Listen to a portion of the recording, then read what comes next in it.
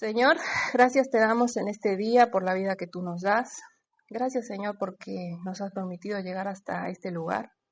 Gracias, Señor, porque podemos abrir tu palabra, podemos, Señor, estudiarla en nuestras casas, pero aún juntarnos, Señor, para poder aprender de ella. Te pido, Señor, que utilices este Salmo 91 para que podamos seguir aprendiendo de ti, para que podamos, Señor, seguir afirmando nuestros corazones en las verdades que este Salmo nos viene enseñando. Y, Señor, que este tiempo sea un tiempo de reflexión, de meditación y de crecimiento también para nuestras vidas. Gracias, Señor, por todo y gracias por este hermoso día también que nos gusta. Nos gusta este día soleado, Señor, en medio de los días fríos. Nos gusta poder disfrutarlo y también que podamos estar aquí. En Cristo Jesús. Amén. Bueno, vamos a ver, el título de la predicación se llama Experimenta la protección de Dios, ¿sí?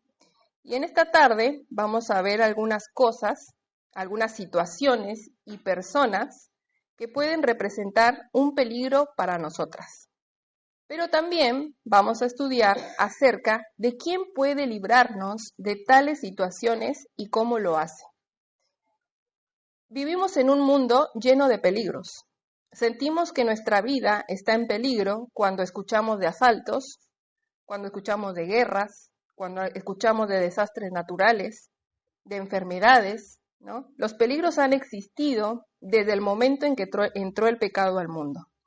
En ocasiones no pensamos demasiado en los peligros reales existentes y otras veces ni siquiera somos conscientes de que los hay, ¿no? Pero ¿son solo las cosas físicas y materiales las que pueden representar un peligro para la vida del cristiano? ¿Qué puedo encontrar en la Biblia que me dé claridad respecto a la protección de Dios? ¿Cuáles son algunas de las cosas de las que Dios me protege? En los versículos que vamos a estudiar hoy, vamos a aprender acerca de situaciones, personas y aspectos de la vida espiritual que pueden poner en peligro nuestra vida espiritual y material. Pero también veremos cómo hay alguien que puede librarnos, sea cual fuere el tipo de peligro que enfrentamos. Entonces vamos a empezar leyendo ahí el Salmo 91, versículos del 1 al 4. Dice: El que habita al abrigo del Altísimo morará bajo la sombra del Omnipotente. Diré yo a Jehová: esperanza mía y castillo mío, mi Dios en quien confiaré. Él te librará del lazo del cazador, de la peste destructora. Con sus plumas te cubrirá, y debajo de sus alas estarás seguro. Escudo y adarga es su verdad. El versículo 3 comienza con un Él. ¿Quién es ese Él? Ese Él es Dios. Y el salmista nos los ha presentado de diferentes formas, ¿no? Una es como el Elyon. Esto quiere decir el Altísimo. O sea, el que está por encima de todo. También nos los presentó como el Shaddai, o el Omnipotente, el que es poderoso y puede hacer todo lo que quiere. En el versículo 2, el salmista nos mostró a Jehová, o Yahweh también conocido, ¿no? El que existe desde siempre, que no depende de nada ni de nadie. También nos habló de Elohim, el único Dios poderoso. Todos estos nombres y atributos para mostrar quién es el Dios del salmista. Él nos muestra a Dios de esa manera porque quiere convencernos de buscar salvación en el único Dios verdadero. ¿Saben? Las descripciones que el salmista nos hace son necesarias porque en todas las épocas y siglos se han levantado falsos dioses, a los cuales los hombres recurren para salvaguardarse y buscar protección. Acompáñame a ver esto ahí en Jeremías 16:11. Búscalo ahí en tu Biblia. Dice así: Entonces les dirás: porque vuestros padres me dejaron, dice Jehová, y anduvieron en pos de dioses ajenos y los sirvieron, y ante ellos se postraron y me dejaron a mí, y no guardaron mi ley. Toda una generación entera había dejado a Dios, había adorado y servido a otros dioses. Vemos también el ejemplo del rey Ocosías. Si quieres, después puedes escuchar la predicación completa en YouTube. Esta la predicó Gabriel y se llama Hay un Dios soberano. Pero esta historia nos cuenta ahí en Segunda de Reyes, vamos allá un poco a la historia, Segunda de Reyes, capítulo 1, Segunda de Reyes 1, capítulo 1 del versículo 2 al 4, y dice: Y Ocosías cayó por la ventana de una sala de la casa que tenía en Samaria, y estando enfermo envió mensajeros y les dijo: Id y consultad a Belzebú, dios de Ecrón, si he de sanar de esta mi enfermedad. Entonces el ángel de Jehová habló a Elías Tisbita diciendo: Levántate y suba a encontrarte con los mensajeros del rey de Samaria y diles: ¿No hay Dios en Israel que vais a consultar a Belzebú, dios de Ecrón?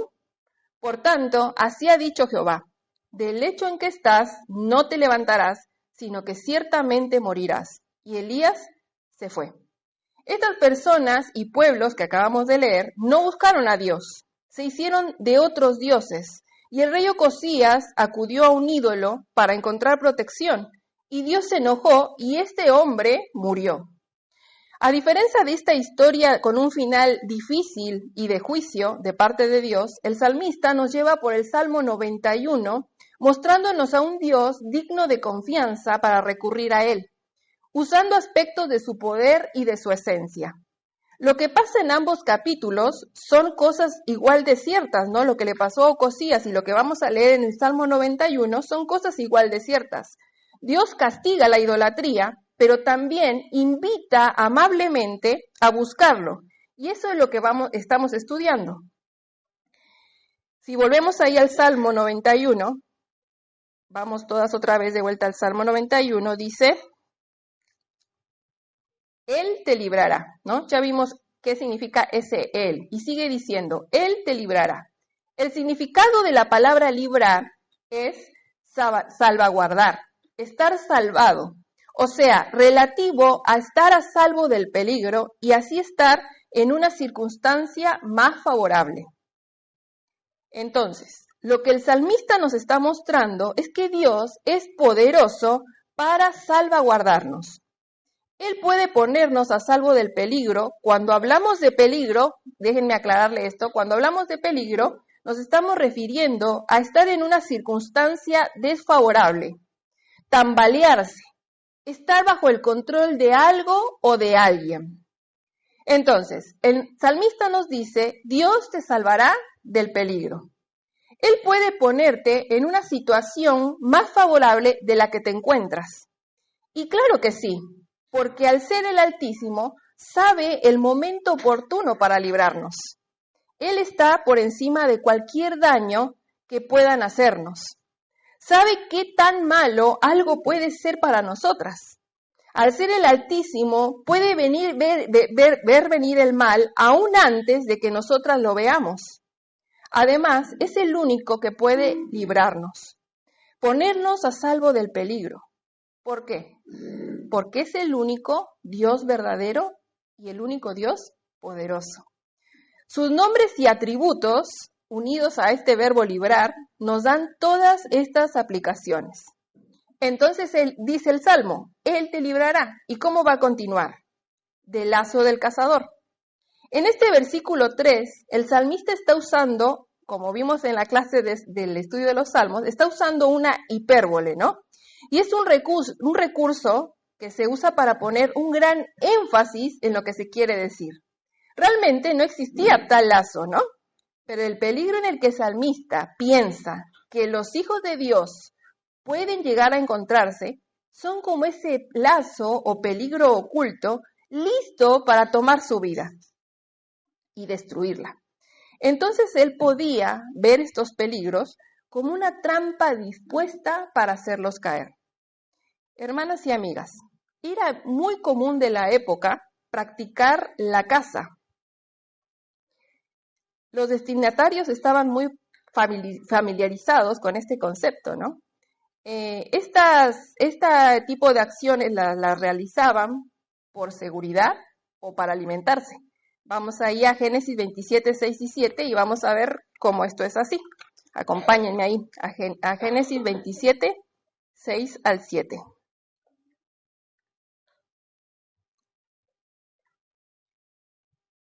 Dejen ahí el dedito en el Salmo que volvemos.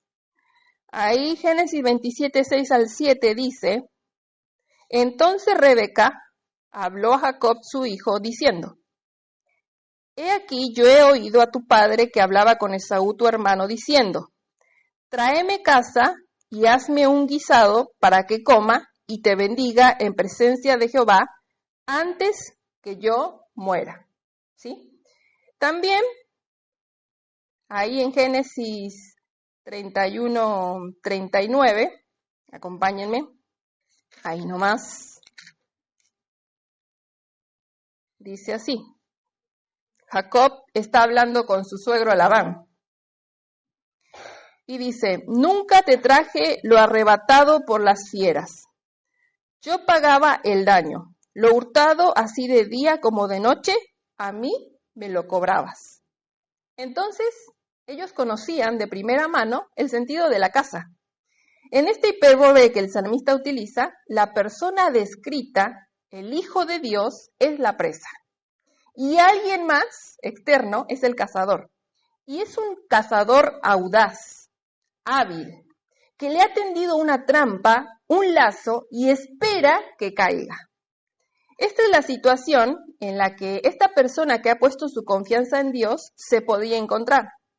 Es como una presa acechada y que necesita ser salvada, puesta en un lugar lejos de los peligros. Ante esta situación, tal persona necesitará a alguien que lo libre, y esa persona, nos muestra el salmista, es Él, refiriéndose a Dios, ¿no? Y Él dice: Él te librará, ¿no? A la luz de todo esto te hago una pregunta. ¿Alguna vez consideraste que podría ser como una presa que está siendo esperada, acechada, para ser cazada y morir? Bueno, el pasaje nos muestra que puede existir esa posibilidad. Pero también te hago otra pregunta más, ¿no? ¿Son solo los peligros de los que hablamos al principio los que nos acechan? Las enfermedades, las guerras y todas esas cosas. ¿Son solamente esas cosas con las cuales corremos peligro? La Biblia nos habla de algunos peligros que pueden resultar en nuestras vidas como lazos de cazador. Estos son capaces de llevarnos a la condenación eterna, al sufrimiento perpetuo y aún al lamento y dolor sobre esta vida. Acompáñame a ver algunos peligros que la Biblia nos enseña. Y el primero lo vamos a ir usando nuestra Biblia, así que estemos atentas y vamos a 1 de Juan 2, 15 al 17. No se paren ahí, pongan un separador en Salmo 91 porque vamos a ir y volver. ¿Sí? 1 de Juan 2, 15 al 17.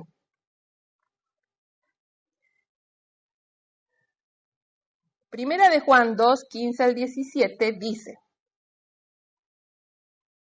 No améis al mundo ni las cosas que están en el mundo. Si alguno ama al mundo, el amor del Padre no está en él. Porque todo lo que hay en el mundo, los deseos de la carne, los deseos de los ojos y la vanagloria de la vida, no provienen del Padre sino del mundo. No proviene del Padre sino del mundo. Y el mundo pasa y sus deseos, pero el que hace la voluntad de Dios permanece para siempre. Entonces, el primer peligro en el cual nos podemos encontrar son los deseos y el amor al mundo. En 2 de Timoteo 4:10, vamos a ver, acompáñenme a 2 de Timoteo 4:10.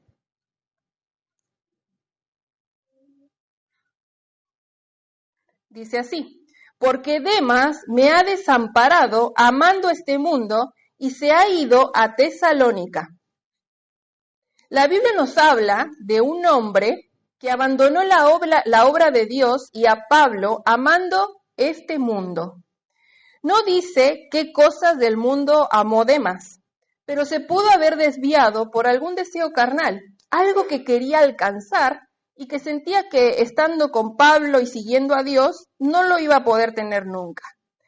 O quizás pudo haber perseguido algún placer momentáneo, no lo sabemos, pero el punto es que se apartó de la voluntad de Dios y quedó atrapado por este mundo. Demas es un claro ejemplo de alguien que abandonó la vida piadosa y se fue tras el mundo. El mundo lo apartó de la obediencia, de la fidelidad a Dios y del servicio. Pero no solo lo apartó, sino que quedó evidenciado que no era hijo de Dios. Su práctica continua fue el amor al mundo y no a Dios. Él mostró que no amaba a Dios y por lo tanto su fin iba a ser la condenación eterna. Esto me lleva a preguntarnos, ¿está tu vida en peligro, llena de las cosas de este mundo? Tu amor continuo al mundo y no a Dios está evidenciando que no eres hija de Dios. Otro enemigo, peligroso también, es Satanás. Vamos a ver ahí en 1 de Pedro 5:8 qué dice. Acompáñenme en su Biblia. 1 de Pedro 5:8 dice, sed sobrios y velad, porque vuestro adversario el diablo, como león rugiente, anda buscando a quien devorar. ¿Sí? Santiago 4:7. Vamos a Santiago 4:7. Vamos rápido por la Biblia, ¿no? Vamos a Santiago 4:7. Dice, someteos pues a Dios, resistid al diablo y huirá de vosotros. Satanás es uno de los principales enemigos de la obra que Dios está haciendo en tu vida y en mi vida. Y es descrito como un devorador, un depredador del cristiano, capaz de llevarte a la destrucción en esta vida y utilizar estrategias que te llevan a la perdición de tu alma en el infierno. Puedes estar en peligro y bajo las estrategias de Satanás, y te voy a dar algunos ejemplos, si lo que dice un influencer, ¿todos sabemos qué es un influencer? ¿No? Alguien que da su opinión, ¿no? Un estilo de vida en las redes. Bueno, si lo que dice un influencer es más importante que lo que Dios dice acerca de lo que es verdaderamente importante en esta vida. Y acá, cuando hablamos de los influencers, no solamente las jovencitas están expuestas a este peligro, sino que nosotros las grandes también, porque ahora hay de todas las edades y de todos los gustos, ¿no? Del que vos quieras. Y entonces tu vida está en peligro si para vos la opinión de esta persona aún es más importante que la opinión que Dios tiene de ciertos temas, ¿no? Otra cosa que no es peligrosa y es una estrategia de Satanás y estás en peligro, ¿no? Es si la música del mundo es tu filosofía de vida.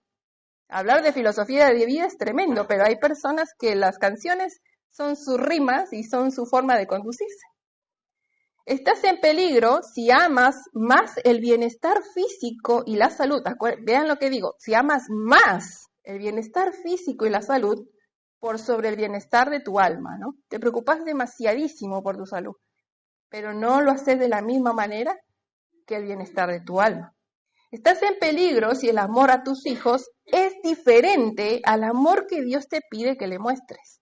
¿Sabías que Dios te pide que le muestres un tipo de amor a tus hijos? Sí, ahí está ahí en la Biblia. Y si es diferente a ese tipo de amor, estás en peligro porque estás en el borde de caer en la idolatría, ¿no?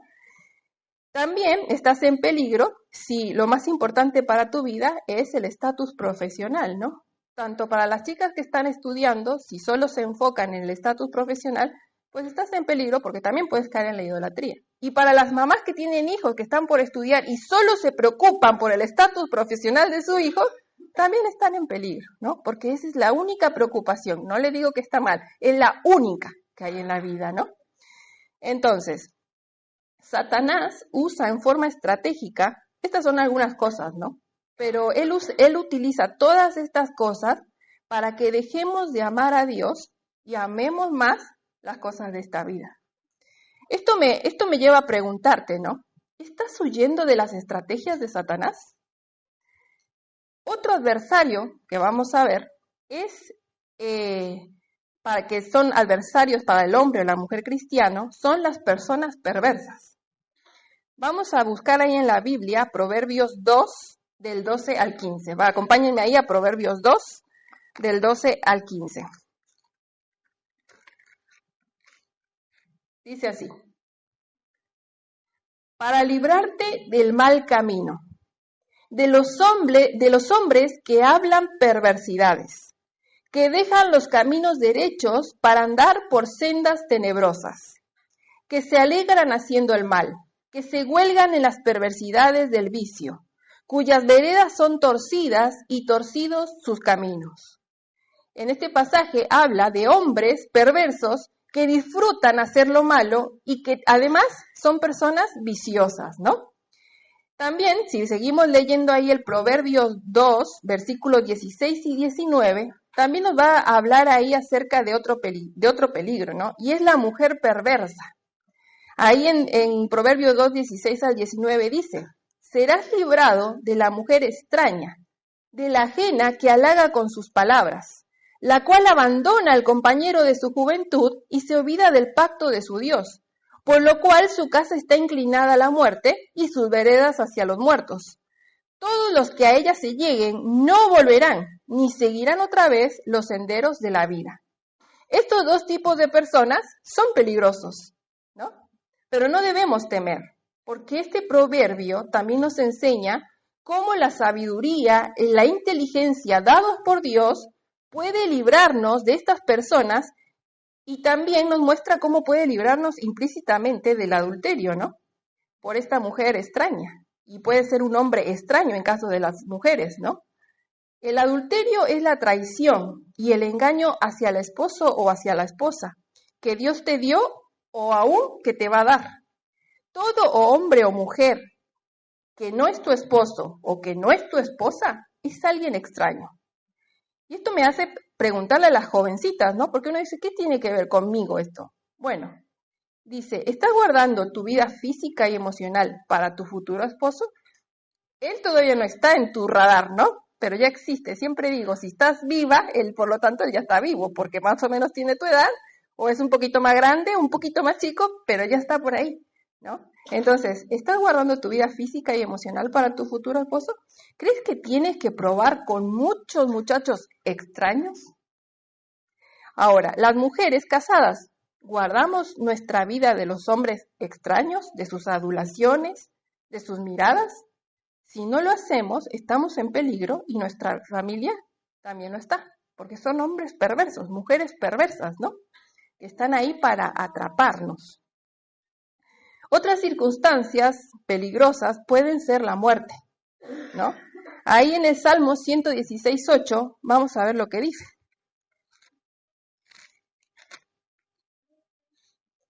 Dice así, pues tú has librado mi alma de la muerte, mis ojos de lágrimas y mis pies de resbalar, ¿no? Si tenemos que ser librados de la muerte es porque es un peligro, ¿no? En este punto quiero que pensemos un poco. En este enemigo tan temido, y para ejemplificarte el temor de este enemigo, voy a leerte un poema. Dice, un predicador de la escuela antigua, pero él habla con tanta valentía como siempre. Él no es popular, aunque predica por todo el mundo. Él viaja por toda parte del globo y habla todo idioma. Él visita a los pobres y llama a los ricos, les predica a personas de toda religión y de ninguna religión. El tema de su sermón siempre es el mismo. Él es un predicador elocuente. Con frecuencia produce sentimientos que ningún otro predicador podría producir y trae lágrimas a los ojos que nunca lloran. Nadie puede refutar sus argumentos, ni hay corazón alguno que ha permanecido sin ser conmovido por la fuerza de sus apelaciones. Él despedaza la vida con su mensaje. La mayoría de la gente lo odia. Todo el mundo lo teme. Su nombre, la muerte. Toda lápida es su púlpito. Todo periódico imprime su texto. Y algún día, cada uno de ustedes será su sermón. Tomás Gray, viendo la muerte, dijo, la jactancia de los heraldos, la pompa del poder y toda esa riqueza y belleza espera por igual. Es ahora inevitable. Los caminos de gloria no llevan sino a la tumba. Los hombres temen a la muerte. Tomás Gray también dijo, todo termina en la tumba. La muerte es un enemigo devastador. Sin embargo, para el creyente, el temor de la muerte es cancelado por la esperanza de la resurrección corporal de Cristo y nosotras también vamos a ir a la tumba, ¿no? Pero vamos a resucitar con cuerpos nuevos, ¿no? Estas verdades las puedes encontrar en Primera de Corintios. Todo el capítulo 15 va a hablar acerca de esto, pero específicamente de la victoria de Cristo sobre la muerte en los versículos 50 al 58. Después los puedes leer. En Cristo podemos experimentar la protección de la muerte por la seguridad de la resurrección. También podemos estar en situaciones de peligro por las aflicciones, ¿no? Ahí en Salmo 107.6, acompáñenme a leerlo. Salmo 107.6. Dice así: Entonces clamaron a Jehová en su angustia y los libró de sus aflicciones. Ahí en el mismo 107 vamos al versículo 13. Dice, luego que clamaron a Jehová en su angustia, los libró de sus aflicciones. Entonces, un enemigo que podemos también tener son las aflicciones. Pero dice ese pasaje que Dios es el que nos libra, ¿no? De todas nuestras aflicciones. Ahora, también vamos a ir el pecado también es un enemigo. Vamos ahí a Gálatas 5.1. También acompáñenme ahí a leerlo. Gálatas 5.1.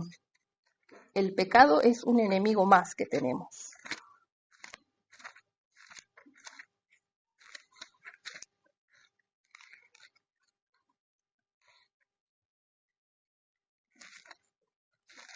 Y dice así: Estad pues firmes en la libertad con que Cristo nos hizo libres, y no estéis otra vez sujeto al yugo de esclavitud. El pecado puede ser un peligro si lo dejamos estar en nuestra vida, ya que es como un yugo de esclavitud. Así que, hermanas y amigas, ¿no? Múltiples y variadas cosas nos pueden llevar a estar en una situación de peligro, en donde nuestra vida está en riesgo. Pero ante cada una de estas cosas, Dios nos viene a librar para ponernos en una situación más favorable. ¿Acaso no es así con la muerte? ¿No es así ante las personas peligrosas que nos rodean? La liberación de Dios puede venir de diferentes formas. Su liberación ante el poder de la muerte viene a través de la resurrección de Cristo y su poder para resucitarnos. Su liberación ante personas peligrosas viene por su inteligencia y su sabiduría en las Escrituras. Y ante las aflicciones, Él mismo es el libertador. Entonces, podemos afirmar que Él te librará del lazo del cazador. El texto continúa diciendo en el versículo 3, ¿no? De la peste destructora. Esto tiene que ver con mortandad. En general, saben que en la Biblia, la mortandad en la Biblia tiene que ver con el juicio de Dios. No vamos a leer toda la historia, pero te la voy a resumir ahí en 2 de Samuel 24:13. Y esta es la historia de un censo que hizo David, del cual Dios no se agradó, y mandó peste sobre los hijos de Israel, y de 1.300.000 hombres murieron 70.000. Aproximadamente, saqué ahí, me puse de matemática y saqué el cálculo, aproximadamente un 5.3% de la población de hombres. Y esto por un censo al cual Dios no se agradó de que se hiciera. Otro ejemplo está en Números 21, versículos de 4 al 9. Ahí en Números, el pueblo se va a quejar contra la provisión de Dios y Dios va a enviar serpientes que los maten. Y dice el versículo 6, murió mucho pueblo, ¿no? Entonces podemos decir por implicación que cuando se habla de la peste destructora, podemos también entender que Dios nos libra del juicio y de las consecuencias del juicio de Dios. En nuestros días, el juicio está reservado, así nos deja ver Romanos 2, versículos del 1 al 5, y varias partes, pero esto es lo que elegí, ¿no? Dice así: por lo cual eres inexcusable, oh hombre, quien quiera que seas tú que juzgas. Dice, pues en lo que juzgas a otro, te condenas a ti mismo, porque tú que juzgas, hace lo mismo. Y vamos a saltar ahí al versículo 5, dice, pero por tu dureza y por tu corazón no arrepentido, atesoras para ti mismo ira para el día de la ira y de la revelación del justo juicio de Dios, ¿no? Va a haber un día y se va a revelar ese día, ¿no? Y en ese día se va a revelar el justo juicio de Dios. Podemos ver que también va a haber un día de la ira y del justo juicio de Dios, que Dios está reservando y atesorando para los impíos, ahí en 2 de Pedro 3:7. Acompáñenme ahí a 2 de Pedro 3:7.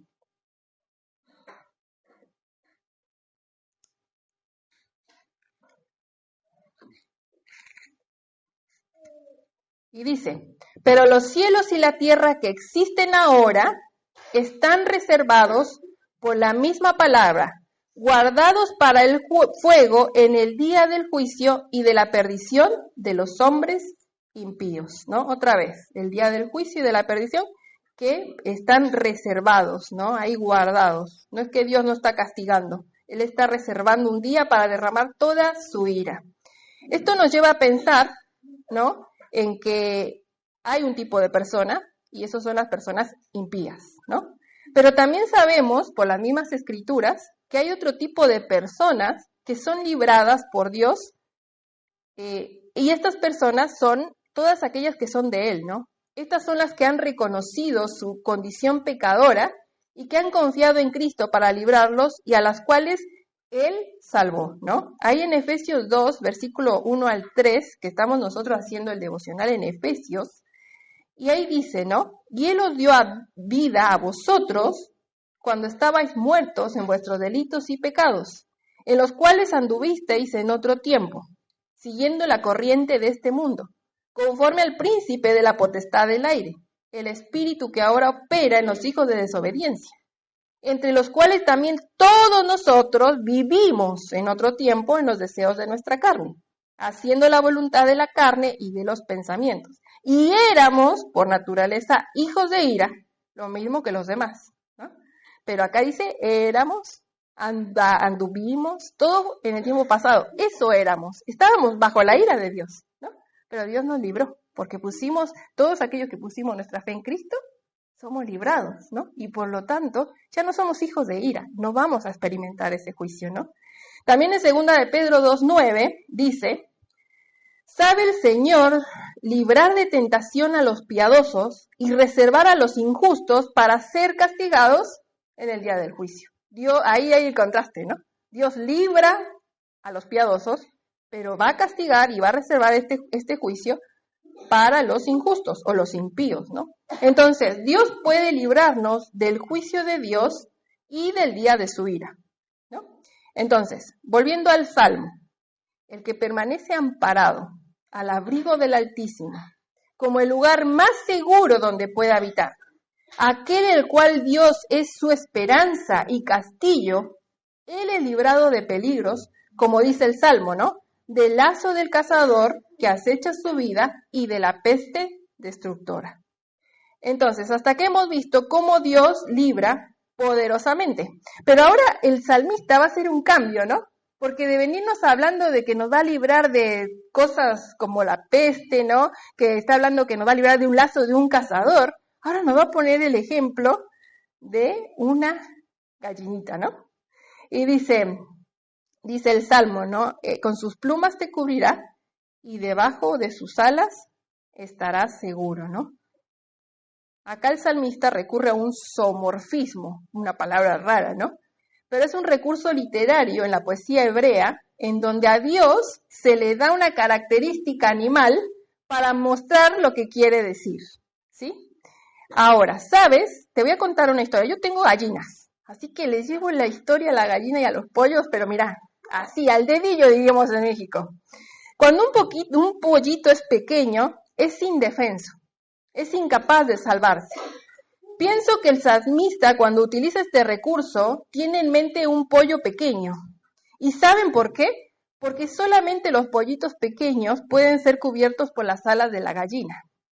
Ser pequeño implica ser débil, vulnerable, incapaz. Otra cosa que te quiero contar y que es un detalle particular, pero te lo menciono, es que pienso que el salmista, y que sigue esta idea de estos pasajes que venimos estudiando desde el versículo 1, y el detalle es que la gallina no fuerza a los pollos a refugiarse. Ella hace un sonido especial para llamarlos y que la sigan, ¿no? Y de esa manera pueden refugiarse debajo de sus alas. Sabes que la gallina está preparada, está diseñada para proteger a sus pollos. Pero si ellos no recurren a ella para resguardarse cuando los llama, seguro van a morir. ¿Sabes? Debajo de las alas de la gallina puede entrar un pollo, y si vos ves a la gallina puede entrar infinidad de pollos, ¿eh? O sea, no podés a veces ni dimensionar la cantidad de pollos que puede haber debajo de una gallina. Inclusive pueden entrar otra clase de pollos, porque una gallina puede criar el pichón de un, allá le decimos guajolote en México, de un pavo. De cualquier clase de pollo puedes tener ahí abajo, ¿no? Con esto espero que visualices lo que esta imagen significa. Cualquiera que la oye, cualquiera que es débil, cualquiera que está necesitado, cualquiera que es pequeño y que va hacia ella para encontrar resguardo bajo sus alas, va a quedar protegido.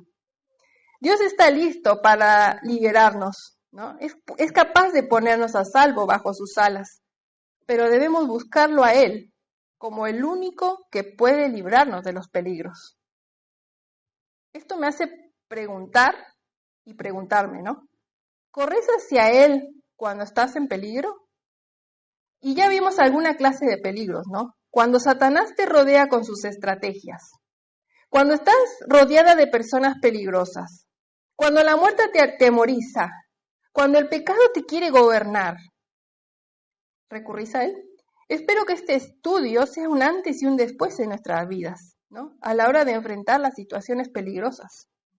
Finalmente, el salmista usa una metáfora para mostrar que la verdad es escudo y es adarga.